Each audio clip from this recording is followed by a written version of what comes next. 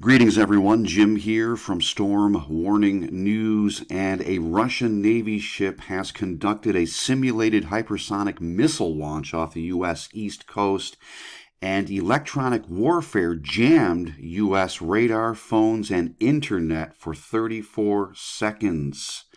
I'm going to be looking at two sources for this, so stand by for details. The Russian Navy successfully carried out a computer simulation of their new Zircon hypersonic missile over the Atlantic Ocean.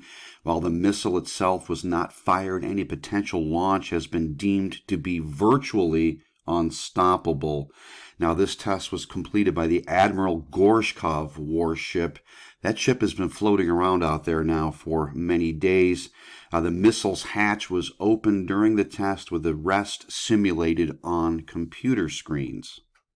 Now, the Russian Navy ship in the Atlantic Ocean near Bermuda, conducted the simulated launch of Zircon hypersonic missiles against a nautical target 900 kilometers away.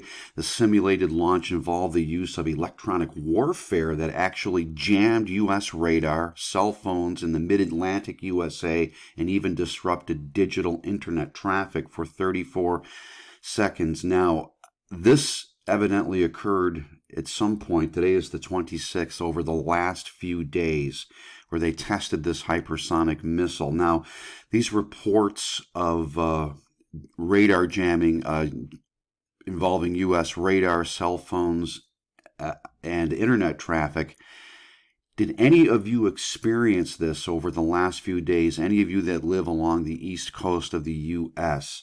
I have to admit that a couple days ago, I experienced a situation where everything on my phone seemed to go dead for about an hour. I don't know if it was related to this, but has anybody experienced any interruption of their cell phone service, any sort of jamming?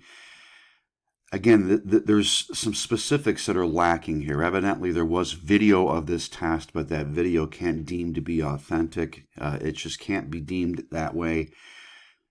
So it is not available anymore. But did any of you experience any of these situations? This is significant and definitely serious.